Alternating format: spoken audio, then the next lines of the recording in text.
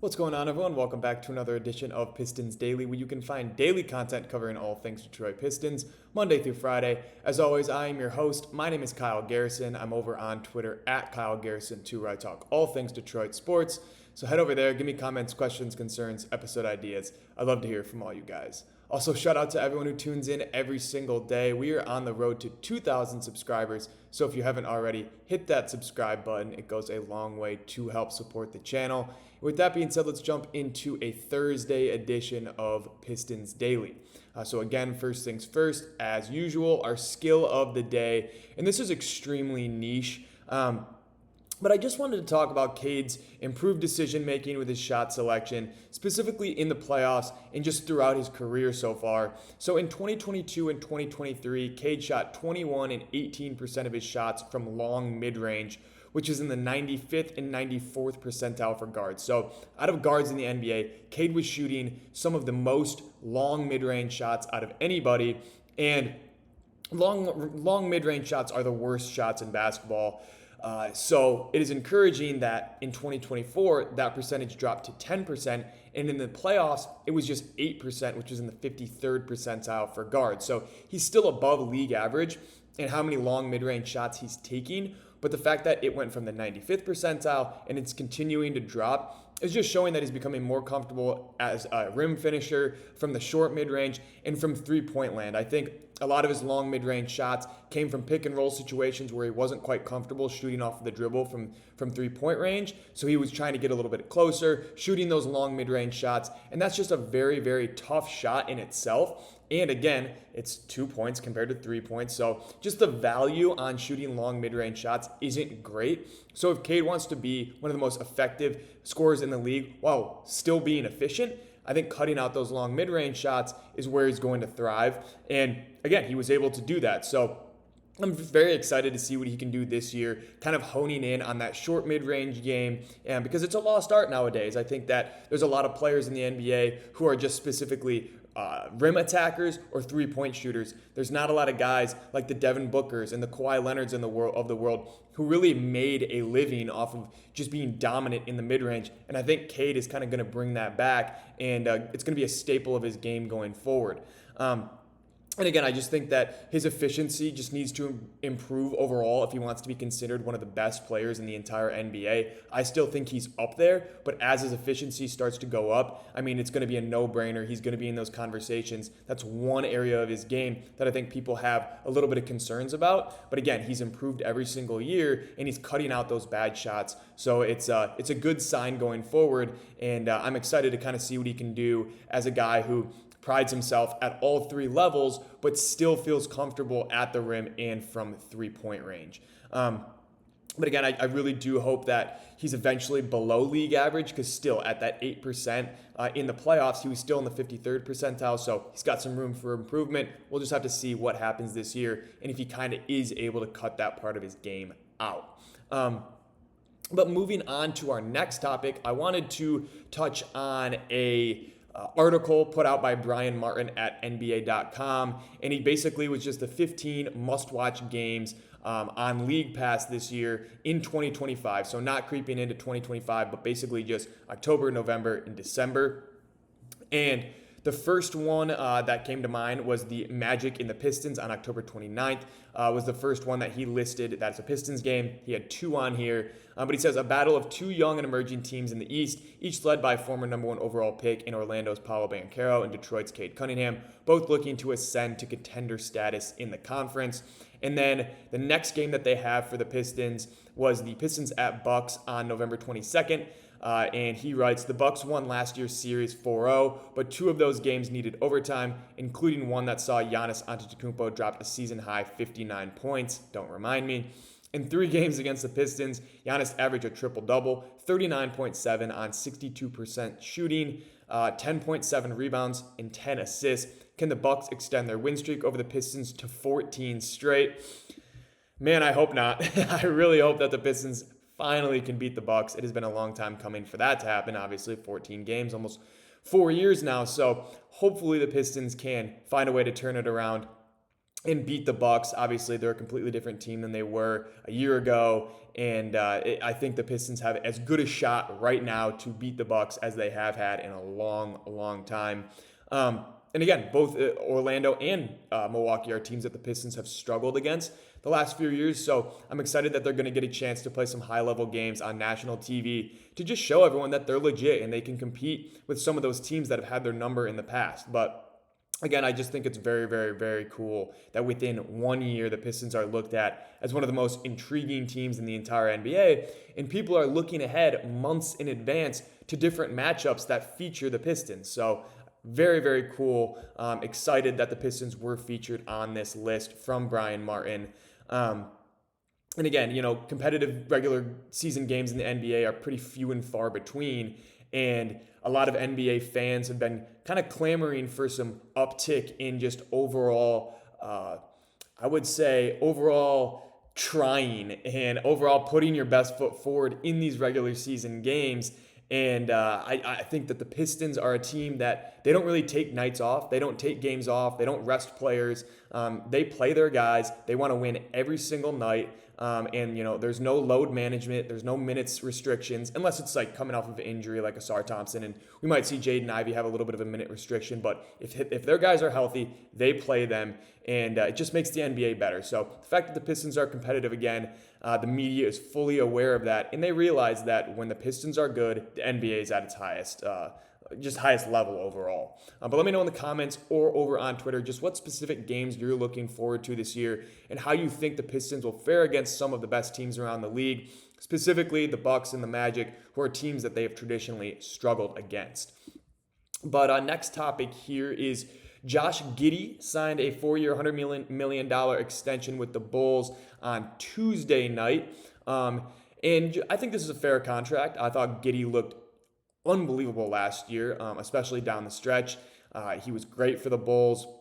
I know that they traded him for Alex Caruso, and I think both sides won that trade. I don't think Alex Caruso was going to give much to the Bulls team last year and going forward, but he was excellent for the Thunder, was a really crucial part of that championship run, just an unbelievable defender. But then the Bulls, they get their guy who is more of an offensive threat in Josh Giddey and can kind of run the offense for this team going forward. So I like overall the trade for both sides, and I think that Giddey did deserve $25 million annually with some of the contracts that guys like Jabari Smith are getting. I think that 25 is very, very fair for a very productive player in Josh Giddey, who he can rebound well. He's a good defender. Well, I don't want to say good defender, but he's an above league average defender. He's a great passer, and he's really come into his own as a scorer. If he can get that three-point shot kind of back to what we thought it was when he was coming out of the NBL in Australia, then I do think Josh Giddey will be worth that 4 years, $100 million. And that kind of brings me to the point of how does this impact Jaden Ivey's extension? I know with Jalen Duren and Josh Giddey, they're completely different players, so the market for a center and a guard might be completely different. But you're looking at Josh Giddey, who was the 6th overall pick in the 2021 draft, and then Jaden Ivey was the 5th overall pick in the 2022 draft. And obviously, I think Josh Giddey has, to this point, been a better player. He's been more healthy than Jaden Ivey. And I think that just, when you're looking at his productivity and his impact on winning, he's been very, very solid in his time in the NBA. And Jaden Ivey just has a little bit of work to do to get to that point. I don't think there's a huge gap between them whatsoever. So I think we could be looking at a 4 years, $80 to $90 million, and creeping closer to that $100 million mark. If Jaden Ivey is able to kind of have that breakout year and stays healthy, then we could see him at 4 years, $100 million. And I think a lot of fans would be okay with that. But again, it's just going to be, indicative of what he does this year, how he looks alongside Cade Cunningham. If that three-point efficiency is the same as what we saw last year, then yeah, I think that he could be a guy who gets $20 to $25 million annually. But again, we're just going to have to see how the season plays out and what he looks like next to this young core. Considering last year he wasn't able to make the playoff run. I mean, he only played, I think, just above 25 games. So he has a lot to prove with this team, and if he can mesh, but I think that he will prove to people that he will fit alongside Cade Cunningham, and that three-point shot from last year was legit. But again, it's just going to be a matter of what other players set the market, what does Benedict Matherin's extension look like, and again, what some of these other young, exciting kind of shooting guards / point guards, what their extensions look like, how much money they're making, and just what their productivity is. But again, let me know in the comments if you think Jaden Ivey can get a similar contract to Josh Giddey, and if not, what he needs to do this year to be worth close to $25 million annually. Because again, that is a hefty payday for a guy who really hasn't played playoff minutes. Well, he hasn't played playoff minutes, so you don't really know what he looks like when the defense becomes more intense. The past couple of days we talked about Jalen Duren and Asar really thrived in a playoff environment. So you got a proof of concept of what they look like when that defense has an uptick in intensity, and they were able to thrive. So it'll be a matter of if Jaden Ivey comes back healthy, what he looks like, and if the Pistons, hopefully, if they do make the playoffs this year and he is able to come in and play productive minutes for them, then I do see him making that $20 to $25 million a year. But again, all speculation at this point. We'll have to see. Who knows if Trajan Langdon even believes in Jaden Ivey as a long-term piece. Maybe he's looking to just extend Jalen Duren and maybe use Jaden Ivey as a trade piece. We'll have to see as the season progresses. But for me, I'm very confident that he's going to come back as good, if not better than what he was looking like last year, and can hopefully be a 20-point-per-night guy who shoots 38, 39% from three. I think that would be very beneficial for this team. They need floor spacing, and he could be that guy. But moving on, our next topic that I wanted to talk about was Malik Beasley. There's just kind of been an update. I know I updated you guys yesterday on his Instagram post, but David Purdom was the first to report this over at ESPN. He released an article on Wednesday stating that the NBA is opening up its own investigation into Malik Beasley. And first of all, it's absolutely ridiculous that after almost 2 months of a federal investigation, the NBA chooses now to open up their own. And as many of you know, I love the teams, I love the players, I love the coaches, the organizations, the parity, everything about the NBA, the history behind it. But I'm just not a big fan of the NBA or Adam Silver whatsoever. The people in charge, the people that are running the show behind the scenes, I don't love kind of how they operate. And I think there's a big reason why out of the 4 professional sports leagues, I think the NBA is probably the least performing. Again, it has a lot to do with the fact that regular season games, there's a lot of teams and players that are kind of taking nights off. And, I know Adam Silver and the NBA are trying to work around that, but I just don't really understand how they can come out months after this investigation has been going on. The Pistons have been absolutely cooperative. So is Malik Beasley with this whole situation. And then they decide to start their own investigation. So it's just very weird to me. And, I don't want to just completely dismember the NBA and call them out for all of their shortcomings from this situation, because every league has shortcomings, don't get me wrong. But there is a reason that the NBA is the worst performing sports league. The rules that they have for some teams and players, but not others, it's honestly kind of a joke. And again, they continue to prove the people that don't like the NBA right. And this is just another example of that. It just seems like this is kind of nitpicky.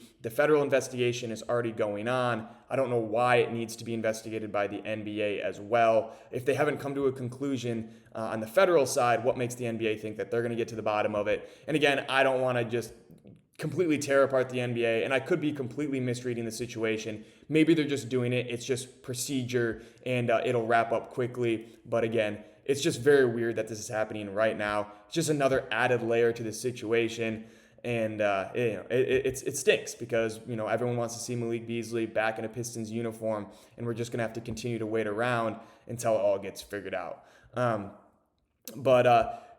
Continuing on with this article, I know I just kind of went on a tangent talking about the NBA, and I apologize for that. I know if you guys are big NBA fans, and I myself, like I mentioned, I am a huge NBA fan. I love it. I love basketball and everything about it. The playoffs are unbelievable. But yeah, those 82 regular season games are definitely a problem for some teams, not all. But again, it's the NBA has just some work to do to, shore up some of those inconsistencies that they have. And hopefully we'll see that over the next couple of years. But again, this is just a situation that Malik Beasley put himself into, and he's going to have to deal with the repercussions. Hopefully it gets sorted out soon. But I did want to just touch on the end of this article from Purdom over at ESPN. He says, the league investigation is believed to be in its final stages, which is good. I know I talked about how the NBA might be dragging this on. It doesn't sound like they are. Hopefully it's just precautionary, and they're just kind of going through the steps of what protocol is. But continuing on, he says, at least one U.S. sportsbook detected unusual betting interest on Beasley's statistics beginning around January 2024, according to a gambling industry source. The source pointed to a game between the Bucks and Portland Trailblazers on January 31st, 2024. The odds on Beasley recording fewer than 2.5 rebounds moved significantly before the game, shortening from around plus 120 to minus 250 due to a surge of action on the under. Beasley finished with 6 rebounds and the bets deemed unusual lost. And this just does not make any sense to me whatsoever.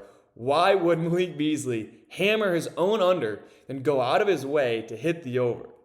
Logically, that just doesn't check out. So unless he did it to try and cover his tracks from past bets or something like that, this whole situation is pretty ridiculous. And I'm again somebody who just has a podcast. I have no real connections with the Pistons or the NBA for that matter. And I'm just listening to what other people are saying. I'm listening to people that are kind of diving into the investigation. And I just think it's very, very weird that this situation has caused for so much drama and so much media attention when in reality, it doesn't really check out. Yes, there was unusual betting on his under for rebounds, but the over hit. So again, it doesn't fit together. It's a very, very weird situation. I think that a lot of people or a lot of players are being treated differently because of Jonte Porter, who actually was gambling on games and gambling on his under. And so now they're being precautionary with Malik Beasley. But I just don't think they're handling this very well. I think the Pistons are. I think that Malik is. They're doing everything that they possibly can, and that's really all that matters. But at the end of the day, the NBA has to cut him some slack, and they have to dive into this situation. And hopefully this investigation is to kind of get to the bottom of it. And maybe they are on the other side are looking at it and saying, same thing that I'm saying, and saying this is ridiculous that the investigation is prolonged and it's, continuing on this far. And they're trying to get to the bottom of it on their own side. I hope that's the case, and I hope that they are able to kind of sort things out before the regular season starts so that Malik Beasley can play a full year and get another full year with the Pistons organization. But again, let me know in the comments if you share the same frustrations as I do and just your overall thoughts on everything going on with Malik Beasley. I'm going to continue to update you guys, and I know this was a little bit of speculation overall, so if you don't like it when I speculate, I apologize for that. I'll try not to throughout the rest of these videos and throughout the rest of this investigation, but again, I think it's very weird, and I would like this to get resolved sooner than later. But that's all I've got for you guys today on a Thursday edition of Pistons Daily. A little weird formatting, but again, slow off season, trying to figure out different things to keep you guys intrigued, keep you guys interested. So if you have any ideas, let me know in the comment section down below, and I'll be sure to touch on those. But as always, like, subscribe, comment, turn on post notifications, and follow me on Twitter at Kyle Garrison 2. Also head over to Spotify, leave a 5-star review and a follow if you can. Once again, thank you all so much for tuning in every single day. With that being said, that is going to do it here for episode 61 of Pistons Daily, and I will catch you guys all next time.